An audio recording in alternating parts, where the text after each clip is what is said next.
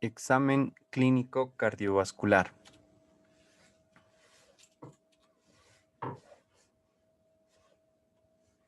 El examen físico cardiovascular se debe realizar de manera sistemática.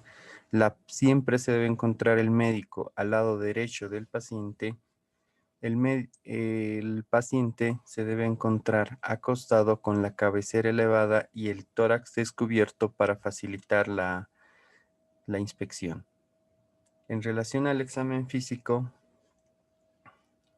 se debe realizar la inspección, la palpación y la auscultación. La percusión en el área cardiovascular no nos va a aportar grandes aportes.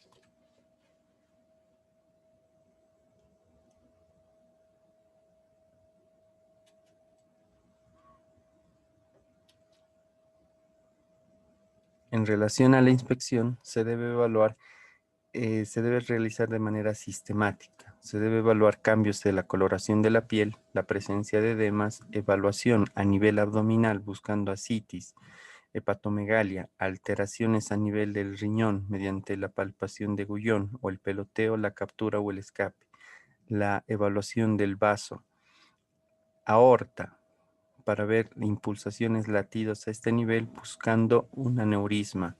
La evaluación del tórax también se debe ver en forma íntegra para ver si existe alguna alteración en la caja torácica, como un pectum excavatum o evidenciar latidos anormales. En relación a la inspección general, se debe realizar una inspección visual general del estado general en el que llega el paciente, pudiendo ser en buenas condiciones, malas condiciones o regulares condiciones. Se debe evaluar la coloración de la piel.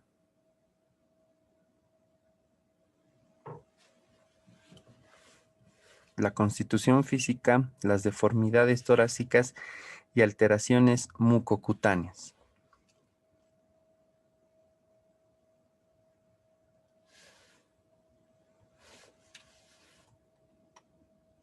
En relación a los cambios de la coloración de la piel, se puede evidenciar palidez. Esta palidez marcada se puede evidenciar en enfermedades cardiovasculares como la vasoconstricción cutánea generalizada, la estenosis aórtica severa, la insuficiencia mitral aguda, la hipertensión arterial crónica de larga data, fase inicial de una lipotimia o de un síncope, el Stock-Adams-Morgani, que es la presencia de la pérdida del estado de conciencia posterior a una taquiarritmia.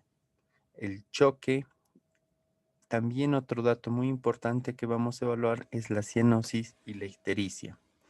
En relación a la cianosis, se denomina a la coloración azulada de las piel y de mucosas. Esto se produce cuando la hemoglobina reducida se encuentra en el lecho capilar en 5 miligramos de cilitro.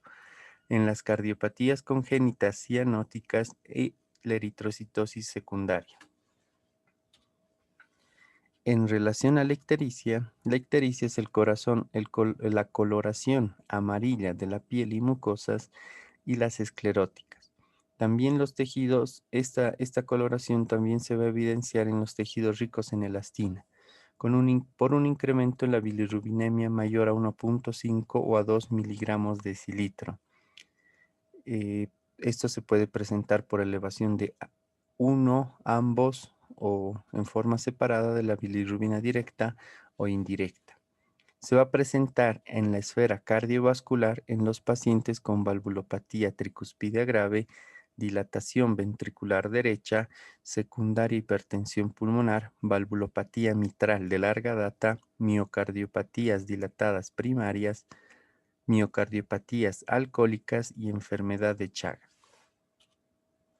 En relación a las facies, una facie que es muy característica a nivel cardiovascular es la facies mitral, que se presenta en pacientes que tienen una valvulopatía a nivel mitral caracterizado por la presencia de una estenosis mitral severa, donde se ve un fondo pálido, donde se va a presentar una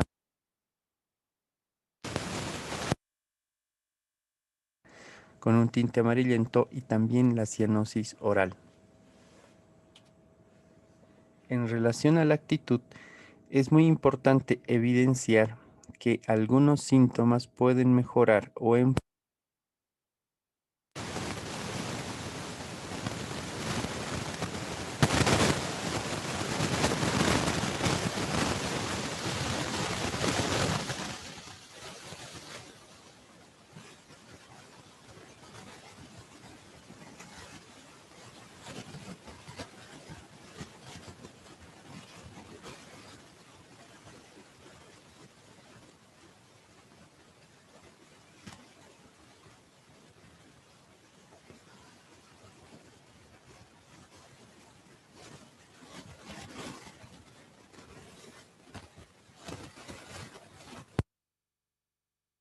Trepopnea. Esto generalmente es pleurales. Esto se puede evidenciar por un derrame pleural de origen cardíaco o una enfermedad pulmonar. La actitud de plegaria mahometana, generalmente el paciente lleva hacia adelante el tórax para disminuir esta sensación de disnea. Esta plegaria se va a presentar en pacientes con derrame pericárdico moderado a severo. En relación a la actitud, también es importante evaluar la actitud en cuclillas. Esto en pacientes pediátricos va a disminuir la congestión a nivel pulmonar. Esta posición la van a adoptar aquellos pacientes que tienen cardiopatías congénitas cianóticas. También es muy importante evaluar la posición en la que el paciente no presenta ningún síntoma, si es en decúbito dorsal o decúbito lateral. También en algunos casos se puede presentar la disnea que empeora con la posición sentada o bipedestación, que es la denominada platipnea. Un síntoma igual que se evalúa en relación a la modificación de la disnea es la bendopnea, donde el paciente al generar una inclinación hacia adelante del tronco va a incrementar el retorno venoso por una compresión de las venas a nivel abdominal que va a generar, cuando el paciente tiene una falla cardíaca, va a empeorar los síntomas. Es la bendopnea. Otra parte muy importante que debemos realizar a la inspección es la inspección del pulso venoso. El pulso venoso nos va a permitir evaluar características hemodinámicas de la aurícula derecha. Y es importante recordar que cuando se evalúa la hemodinamia de la aurícula derecha, esta también va a depender tanto estructuralmente como a nivel funcional del ventrículo derecho, del saco pericárdico, de la arteria pulmonar y también en el ventrículo izquierdo. Entonces, cuando evaluemos el pulso venoso a nivel cervical, estamos evaluando la aurícula derecha e indirectamente esos aspectos.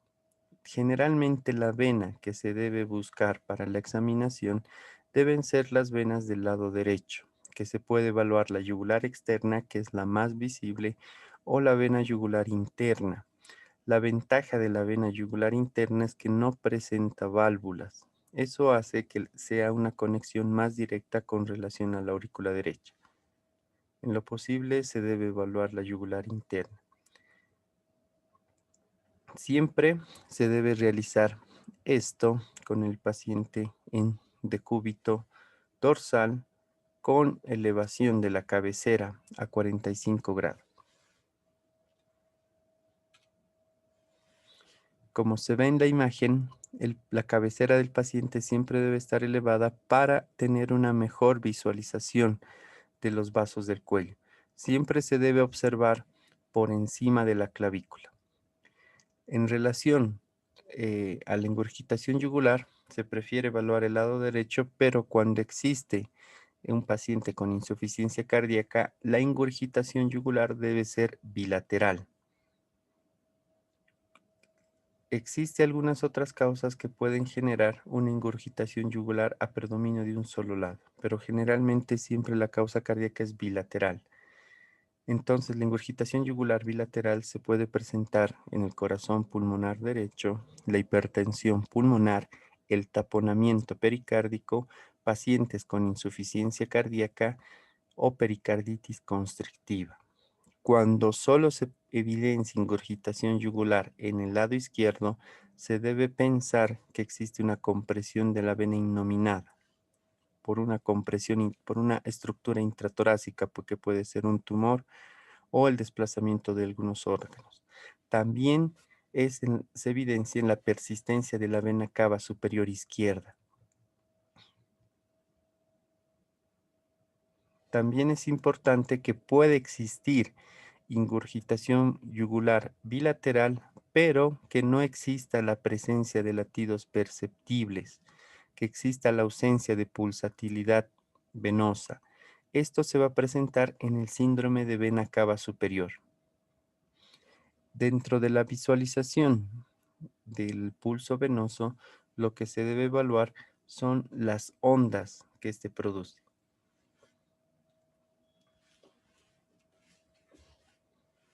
También de manera indirecta, se puede medir la presión venosa central.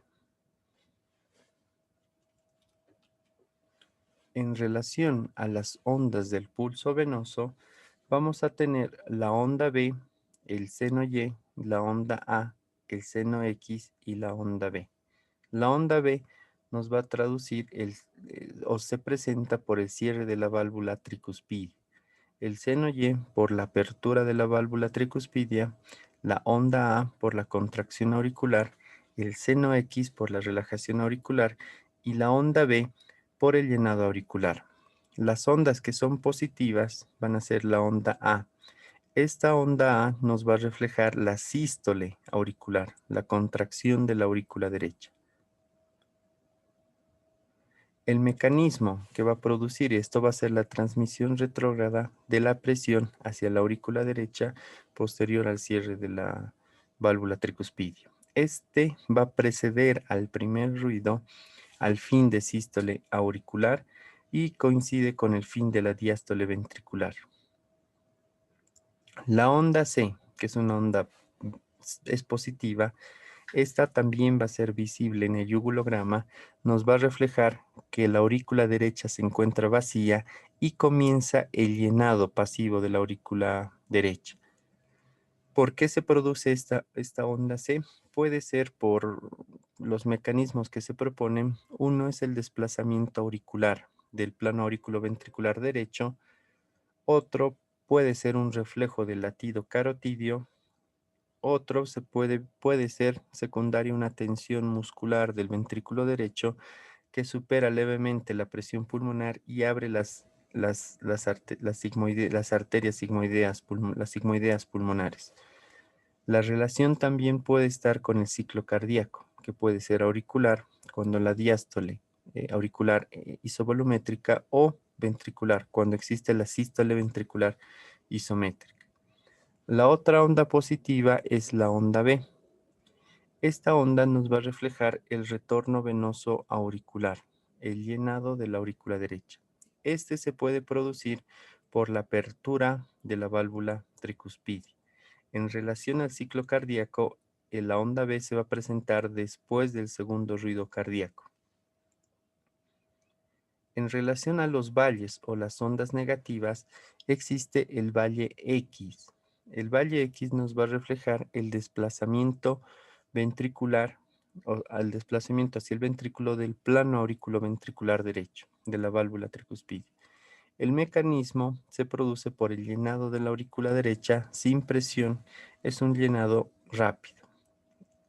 En relación al ciclo cardíaco, a nivel auricular, se produce cuando existe la fase de llenado rápido a nivel auricular, que a nivel ventricular, esta va a coincidir con la sístole. En relación a las enfermedades que se pueden evidenciar al evaluar el pulso venoso, podemos ver una onda A gigante, las ondas A cañón, que estas se producen por una contracción de la aurícula sobre la válvula tricuspidia cerrada totalmente. Esta nos denota una disociación auriculoventricular. También podemos ver la ausencia de la onda A. La ausencia de la onda A se puede evidenciar en pacientes con fibrilación auricular. También se puede existir alteraciones a nivel de la onda B, la onda B prominente, que se puede presentar en pacientes que tienen insuficiencia tricuspidia, una comunicación interauricular con cortocircuito de izquierda a derecha. Alteraciones en el valle X se pueden presentar en pacientes con insuficiencia tricuspidia. En el valle Y se puede volver prominente y agudo en la pericarditis constrictiva.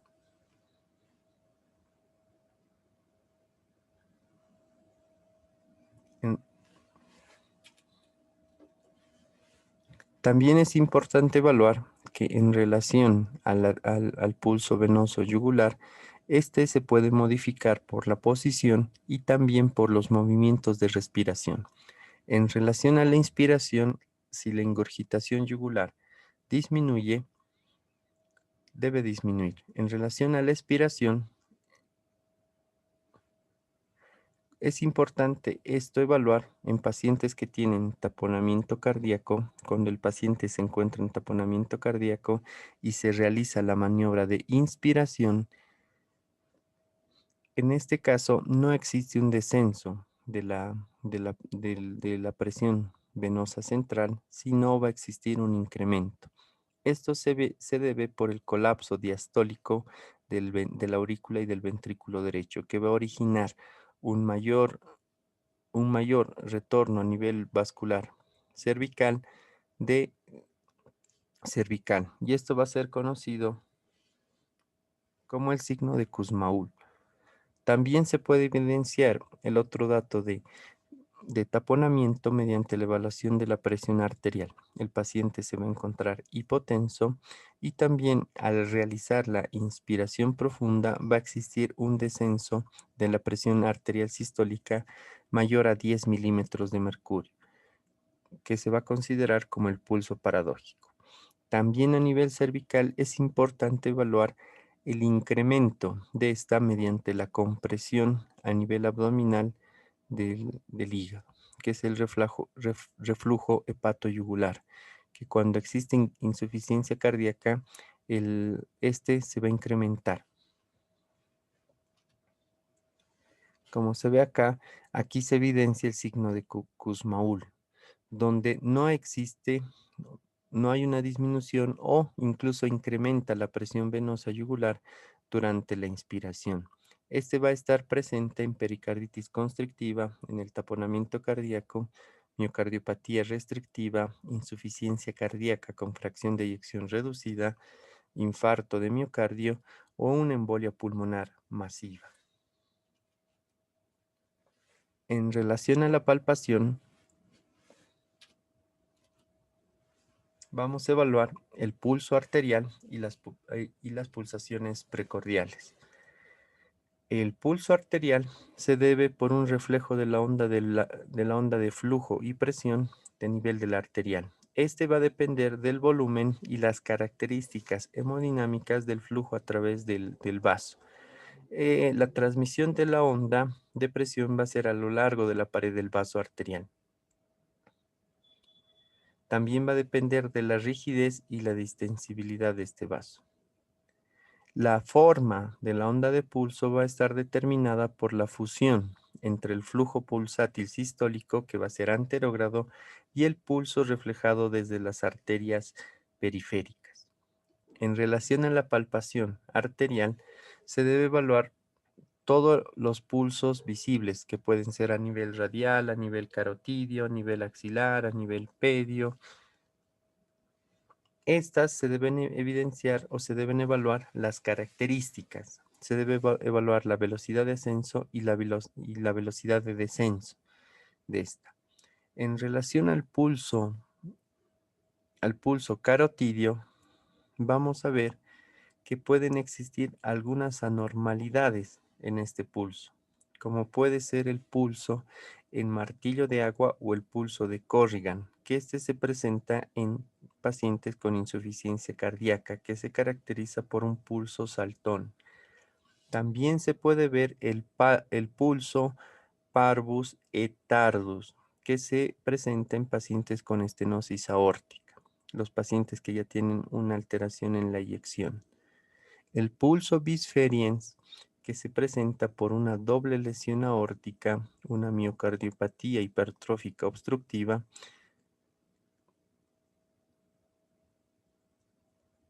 También el pulso dicroto, donde se evidencia dos ondas sistólicas y dos ondas diastólicas. Esto se presenta en sepsis o en pacientes que tienen una contrapulsación aórtica. El pulso alternante se evidencia en pacientes que tienen insuficiencia cardíaca grave. El pulso paradójico, como habíamos comentado, se presenta por una disminución en la inspiración de la amplitud del pulso. Y esta amplitud va a disminuir más de 10 milímetros de mercurio.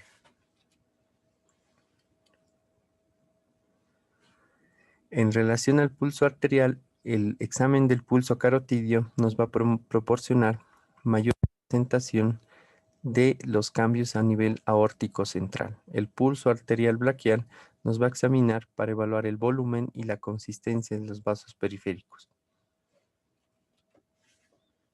En relación a la desigualdad de la amplitud del pulso, se puede evidenciar en pacientes con enfermedades arteriales obstructivas, más comúnmente las aterosclerosis, como la disección aórtica, el aneurisma aórtico, la enfermedad de Takayasu o la coartación aórtica.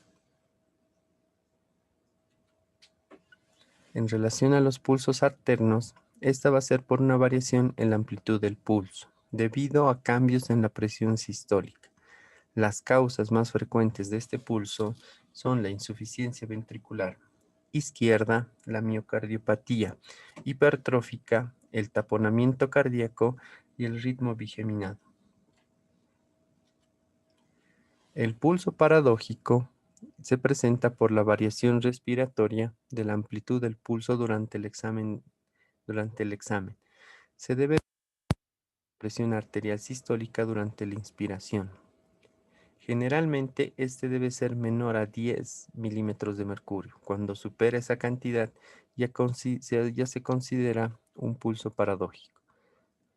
Las causas que pueden originar este pulso paradójico se encuentra el taponamiento cardíaco, la enfermedad pulmonar obstructiva crónica, el choque hipovolémico, la pericarditis constrictiva y la miocardiopatía constrictiva.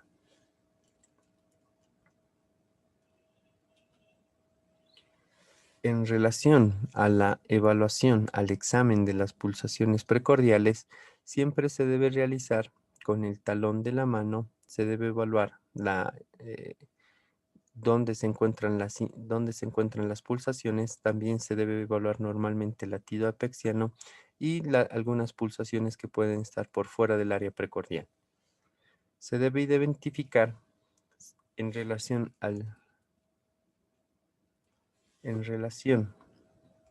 como se ve en la imagen, se debe utilizar el talón para percibir las vibraciones, los latidos a nivel torácico. En relación al latido del ápex, al choque del ápex cardíaco, se debe evaluar en decúbito supino para mejorar la percepción. También se puede utilizar el decúbito lateral izquierdo, que es la posición de Pachón. El choque del ápex se va a localizar en el quinto espacio intercostal izquierdo, por dentro de la línea hemiclavicular izquierda.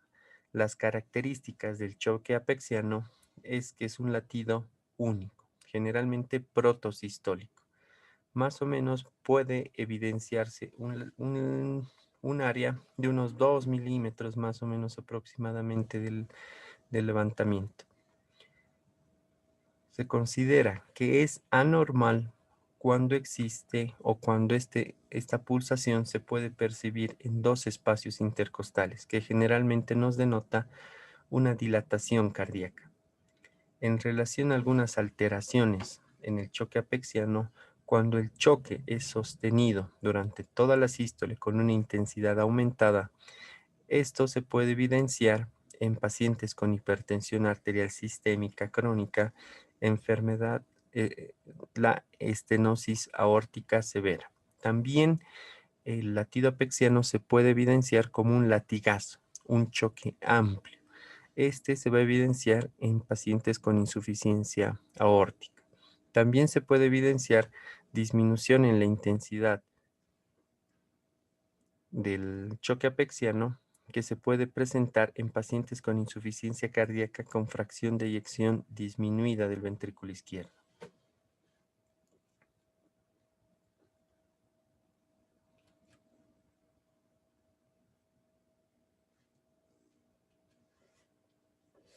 En relación a la evaluación de las impulsaciones,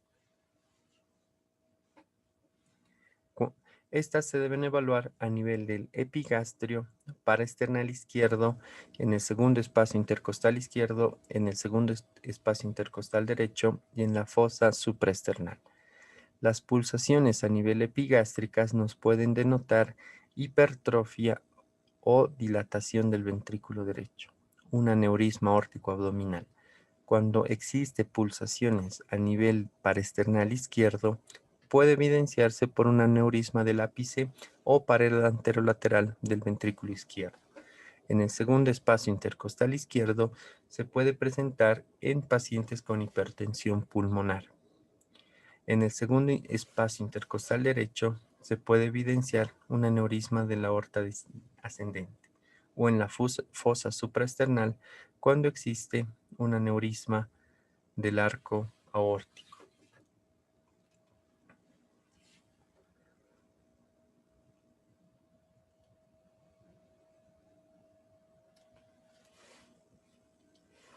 Como se evidencia acá, el levantamiento, las pulsaciones van a ser percibidas por el tórax. Es importante evaluar el área y la intensidad donde se presenta cada uno de estas pulsaciones.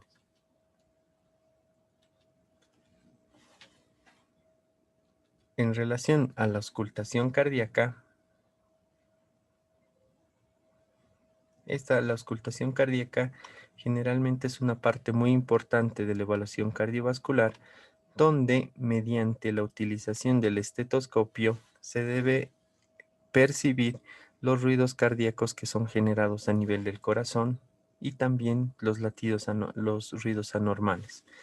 En relación al estetoscopio, este puede estar compuesto por una membrana, que también se denomina diafragma, o por una campana. En relación a la membrana es el filtro que ofrece la membrana, va a borrar los sonidos de baja frecuencia y también de baja intensidad. Entonces, la membrana del estetoscopio se utiliza para escuchar ruidos de alta frecuencia, alta intensidad y disminuye los demás ruidos. La membrana se va a utilizar para escuchar el primer ruido, también para escuchar soplos de alta frecuencia y alta intensidad. En relación a la campana es una especie de amplificador que va a amplificar, que incrementa los ruidos, los sonidos de baja frecuencia y también va a incrementar los sonidos de baja intensidad, por lo que se utiliza para escuchar estos ruidos, los ruidos de baja frecuencia y de baja intensidad. Se utiliza para escuchar mejor el segundo, el tercer y el cuarto ruido y los soplos de baja frecuencia y baja intensidad. En relación a las áreas de auscultación, vamos a tener el área aórtica, el área pulmonar, el área tricuspidia, el área mitral y el mesocardio.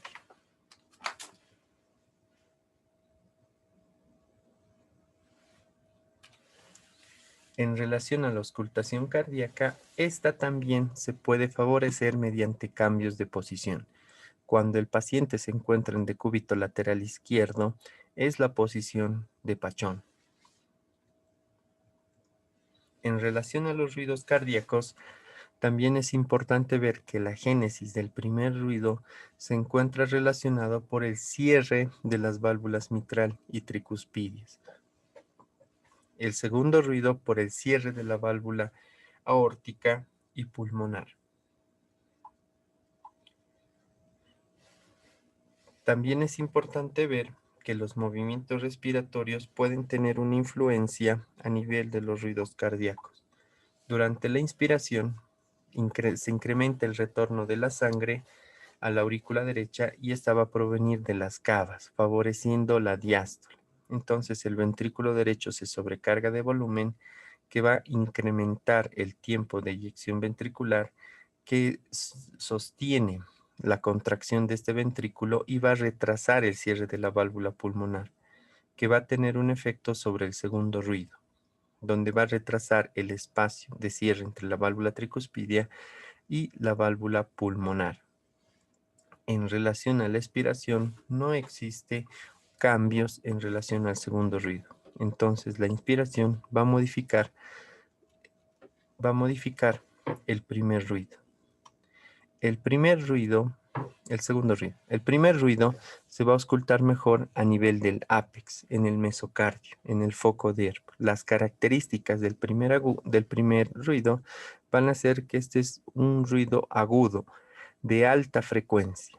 Los componentes del primer ruido van a ser mitral y tricuspidio, donde va a tener mayor implicación el cierre de la válvula mitral, ya que la válvula tricuspidia, como maneja menores presiones, tiene una menor traducción acústica, pero forma parte también de ese primer ruido. Las alteraciones que se pueden evidenciar van a depender de la fuerza ventricular y la máxima apertura de las válvulas, que pueden ser fenómenos que pueden disminuir la diástole. Este puede ser hiperfonético en los casos de una estenosis mitral, perecorto, taquicardia e hipertiroidismo. El primer ruido hipofonético se puede evidenciar en pacientes con insuficiencia cardíaca, con miocardiopatía dilatada, PR largo o bradicardia. En relación al segundo ruido, el segundo ruido se va a auscultar mejor en el foco pulmonar y en el foco aórtico. Los componentes del segundo ruido van a ser el cierre aórtico y cierre pulmonar. El tercer ruido, que son ruidos ya normales, se va a presentar durante la fase de llenado rápido.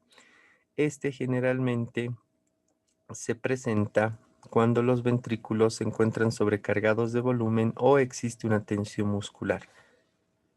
El cuarto ruido se va a producir en la fase de contracción de la aurícula, en la fase de la diástole.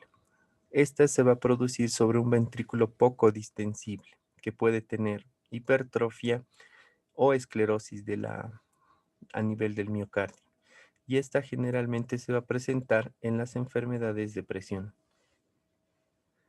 En relación a los soplos, el soplo es la turbulencia del flujo laminar, que se va a percibir mediante la auscultación. El frémito es la turbulencia que se puede percibir mediante la palpación.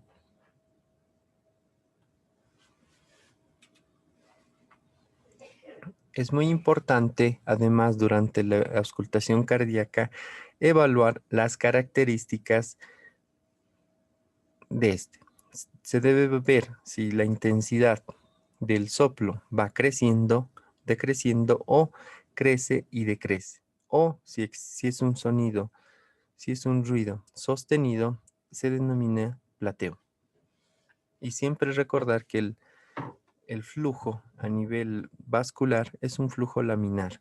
Cuando existe cualquier fenómeno que va a generar una turbulencia, este puede ser reconocido mediante la auscultación. Cuanto más intensa sea la turbulencia, se puede percibir mediante la palpación.